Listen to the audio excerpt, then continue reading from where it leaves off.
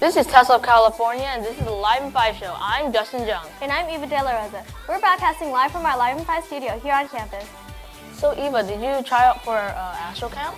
Yes, I was like this close to not doing it. Oh. Because I am lazy. Oh, well then. Coming up, a new wave photography is making its way to your home. Also, a new movie is coming out about a polar bear. Stick around to find out when it hits the big screen. Is it finally cool? Stay tuned for my weather report.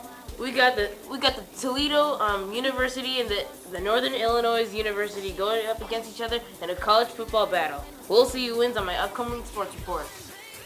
A new way of transportation might be the solution to hour-long trips. We have that story and a lot more on the other side of the break. Stick around.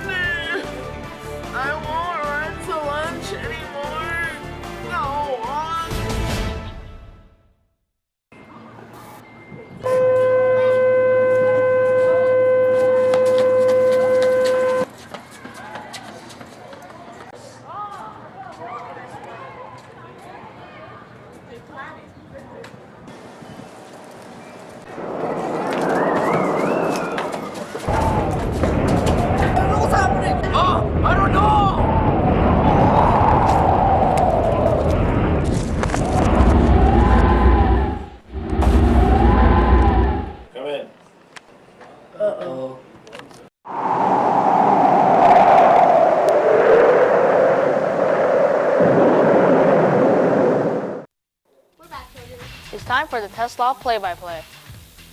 Hey Tetzlaff, are you starving and hungry?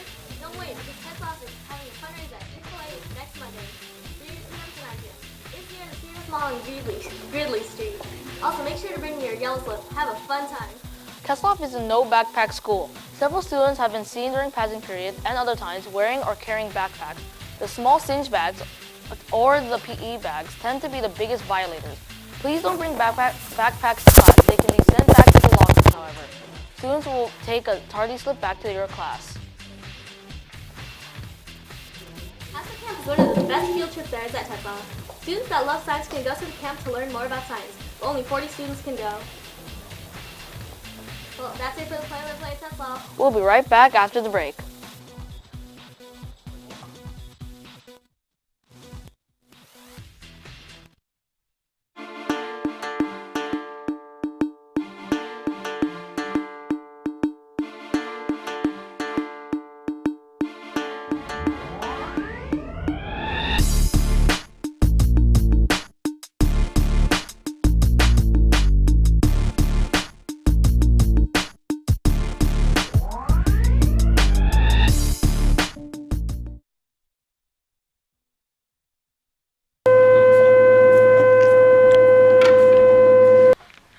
Dude, they're serving pizza. Hold on, I'm writing my homework. What? Writing your homework? Nobody does it anymore. Just memorize it. Save for this play, forget it, I could just check it. Just hurry up. Okay. Okay, I'm done. Let's go.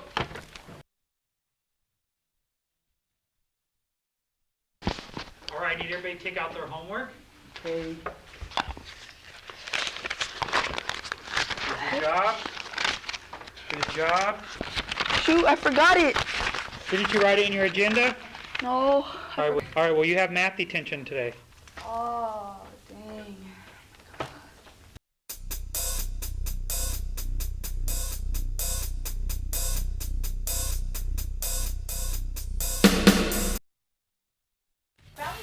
and team photos all go in our scrapbooks, right? Then later in the year, they get framed on our wall. Now there's a different way to make them come to life. A Bloomington company has helped make pictures in all shapes and sizes. Those 3D images could change the way we see photos. Before you take a picture, apply the filter. The process takes about 30 seconds, then you look like a miniature statue. You can even change your body to make yourself look like a superhero. And obviously, I don't need that. With the filter, you can make many things into miniature statues, such as dogs, cats, fish, anything else left to the imagination. A new London officer nearly burst into tears this week after receiving a handwritten letter from a 9-year-old boy. Early in October, Anthony Nolan injured his knee while on duty. After seeing the hurt officer on the news, the concerned child decided to do whatever he could to help him. After coming from the hospital, he found a handwritten letter and drawing taped to his door. When he read it, he burst into tears of happiness. Nolan appreciated that this 9-year-old boy cared so much about him. He wished to meet him one day and thanked the boy for what he has done to change his life. Time now to check in with David on today's entertainment report. Good morning, David.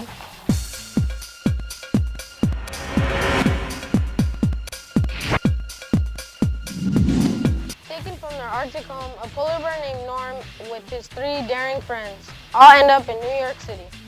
Norm has to protect his homeland from invaders known as tourists. Norm becomes a mascot for a corporation that is involved with his home. See this amazing adventure in theaters January 15th. Let's see what's going on in the world of weather. Good morning, Victoria.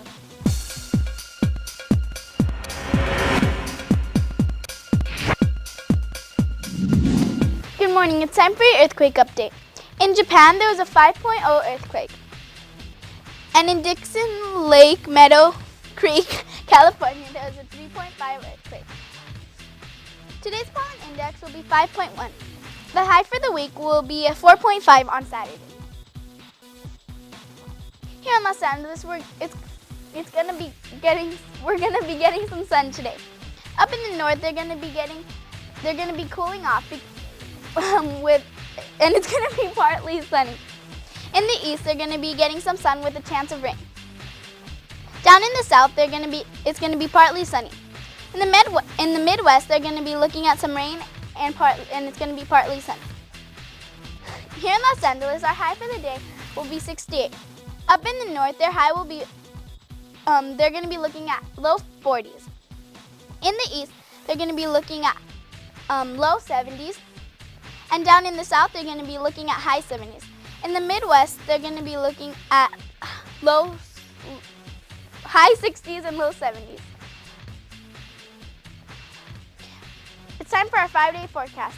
Today's high will be 69 and our low will be 49. As we move through the week, the high will be 77 on Friday. Looks like they're just hanging out at a band concert. Thanks for sending us your social pic. Don't forget to send us your birthday pics and your social pics. Direct message them to us on Instagram at tetzlaffCA.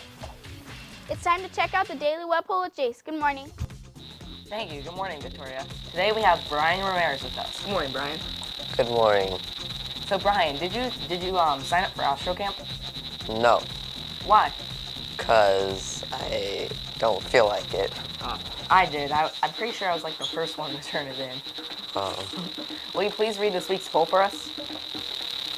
Should Tetzlaff replace the minimum days with a late start day? Here's what our viewer said. No, because starting later means we'll have less time to spend our Fridays. And another student said, yes, because the students would have more time to do whatever they want before school. To vote, visit us online at live5show.com. We want to hear your opinions and put them on the air. Simply direct message us on Instagram at tetzlaffCA.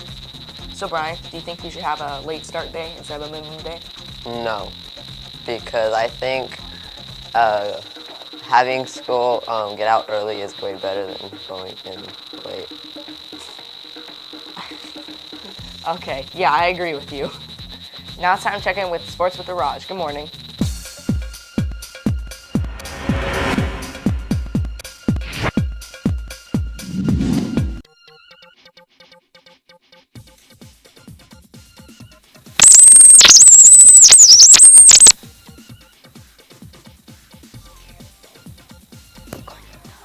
No idea. But there has been a college football game, so I guess desperate times calls for desperate measures. So let's get started. Just yesterday, the Illinois Huskies and the Toledo Rockets went up against each other. The Rockets packed a good game, but the Huskies were just too much for them. The Huskies won the game at a score of 32-27, and the Rockets were sagging on the sidelines. Poor Rockets. But I'm pretty sure that the Huskies don't care, so good job, guys. Well, that wraps it up for sports today. I'm Arash, and I'm signing off. Time to check it out for the Daily 411. Thank you, Arash. When was the first Street Fighter released? August 1987, September 1989, October 1992, or November 1995? Take 5.